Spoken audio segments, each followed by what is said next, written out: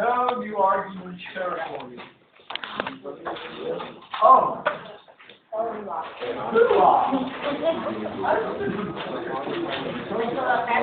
Hush! Yeah, hush! Let's go. Like a lady. What? What? This is not a debate where two ships sailing in the night pass each other. This is a debate where two ships are sailing and one ship nukes the other ship in the water and completely destroys the ship and takes all of its gold all after the fact. That's what's going on in this debate, and that's why we're winning. Thank you once again to the audience, the judge, the government, and my partner Mark. Let's go on case first. Let's go on case first. The issue with the Iran, and that was the first time continuing, and in Wesley's response to what I said, he brings up that we really didn't have any direct hard power in Iran. That's the issue that we have now. We were using soft power before, and because we didn't have hard power, it's leading to the issues that we have. But he totally is not responsive to what I said. I said that Ahmadinejad does not want to talk to us anyway, regardless of whether it's hard power or soft power. He's not going to talk to us. And so that's one issue we should be voting for. If we're clearly winning on case. When my partner gets up and says that transparency is a good thing, the fact that we would be using soft power with Iran would increase transparency, and therefore that would allow us to know what they're doing with the whole nuclear proliferation thing, because as you said, it only takes one nuclear weapon to ruin your day. It doesn't take many, it only takes one. Now let's look at their second contention, Israel versus the Palestine. The only thing he brings up is that Israel used all soft power and didn't work with the why there was a risk of hard power. But it totally drops where I say it's causing them harm in the end because their national security is totally hindered because of the fact that people don't like them anymore. My partner brings it up. People are not sympathetic towards them. If they're not sympathetic towards you, nobody's going to come and intervene in your behalf. Not only that, but they're more likely to attack you in the first place because they don't like you. This argument is totally dropped. It is totally conceded. Therefore, that is a voter issue in this round. The fact that Israel actually, by using hard power, didn't exactly help the national security, only hindered it further by doing that. I have to go back off case now. Okay. On our issue of conversation one where I bring up my case, he said, well, in the past we've been using soft power towards Russia, and that was England's argument for every single system that we had. We were using it before it didn't work, which is why we should resort to hard power. But once again, the war that we had and the tensions that we had, he's confusing the fact that it doesn't mean that there has to be an imminent threat. What we know to be a threat doesn't matter. Children are afraid of the dark. There's no boogeyman in the closet, but they're still afraid of it. So should we still appease that fear, or should we try and soothe it by actually using love, which is what we're establishing in the round?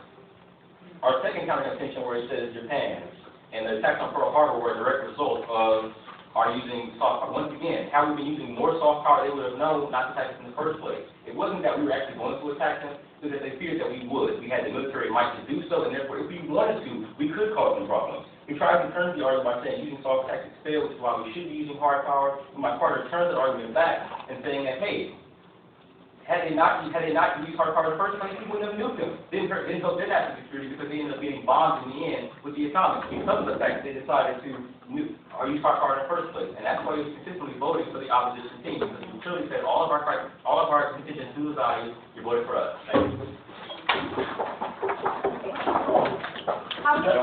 That was a mouthful of everything. He still didn't bring up the point. No. What owners? First, I'd like to say thank you for everyone, and I forgot my invocations when I first got up here. But let me get up to our contention number one. I don't know about you, but I'm pretty confused. And I'm swollen, and I've been swollen for 8 years and change.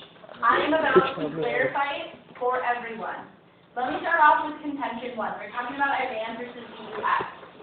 Wesley says in his speech that they did not use direct hard power, they're still using hard power, soft power, and look, all of a sudden we were trying to use soft power and all of a sudden they have a second nuclear power plant. Like, where did that come from? I don't know. All of a sudden, now them having the second nuclear power plant is a really bad thing because that just means they're more capable of launching a nuclear weapon in the future, which reinstates the idea that had we been using more aggressive hard power, this mysterious power plant would never have shown up. So this would have meant that if we'd been using hard power, we wouldn't have to be worried about the national security, which reinstates the idea that, guess what, we should be using hard power instead of soft power. So let me get on to our contention two. when Wesley specifically says in his speech that in the past, Israel was actually using soft power. They were using soft power, and as Crossman says, they got honed, right? They had lots of deaths. So what did they decide to do? They decided that they were going to take the national security into their own hands by using something like the 22-day offense, thus making sure that the people in their land were actually alive and were actually able to live. They wanted to make sure that they were no longer being attacked, securing their own national security, which is the idea of holding our contention and an easy way for you to vote for the government team. Because Israel saw that, guess what? Using soft power was bad. We died. Guess what? Now using hard power is good. We live, thus putting hard power over soft power, which means that we're upholding our resolution and our burden through this contention. And now let me get you to the counter-contention one, the off-case. Look, when Wesley says specifically, this whole contention has no impact in the round. Like, this is where you get the sailing ship metaphor, because all of a sudden they're talking about, I don't know, if they're using the defense program, Wesley talks about the Eastern European countries, it all gets muddled, but it really has no weight in the round. There's no impact, because if you really want to look to the Russian negotiations, you're going to be looking at our contention one. But then when you get to counter-contention two, this is, I think, the spot where I'm like, okay, this is starting to get a little circular. Wesley and I's point is that, guess what? The U.S. was using soft power with Japan. We were using soft power, and it failed. Because Pearl Harbor happened, which was Japan using their hard power, which ultimately did not work out for the U.S. So my power as a PM is that, guess what? I could say, pigs are flying, and you would get to believe me. My word has both ways, so that's why you're going to be, I saw three things, right? Yeah. Okay. So that's why you're going to be voting for Wesley and I, because when I say that this was bad for the U.S., when you're looking at national security, it was bad for the U.S. to use soft power because Pearl Harbor happened. This is another easy place for you to vote for the government team. My word at the end gets to take rule, if you will. And so this is one place where we're voting. So when you're actually weighing the two areas, you're going to be looking at our counter contentions and our off case, and be voting for the government team. Good.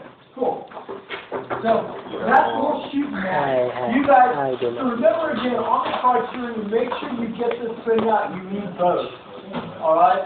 Because that would help a lot. Because we can talk about how, yeah, there's simple things to the right, where you have to go to the math machine, right? It's not even saying Godfather 1. But, on the other hand, there are times when you need the negotiation. So the value one over the other all the time is a problem. And make that a big part of criteria. Palestinian, not Palestine. Yeah, okay? And, yeah, the other thing is, you always want to take this stuff out of the abstract. So when they're saying stuff like the Iranians, oh, we ought to use hard power against the Iranians, I want a POI on what that looks like. Right? I mean, what is hard power against Iran? Is that what? Is that like a nuke? What is hard power there? Because is a embargo, is a sanction, is the UN writing one of its stupid, infinite resolutions?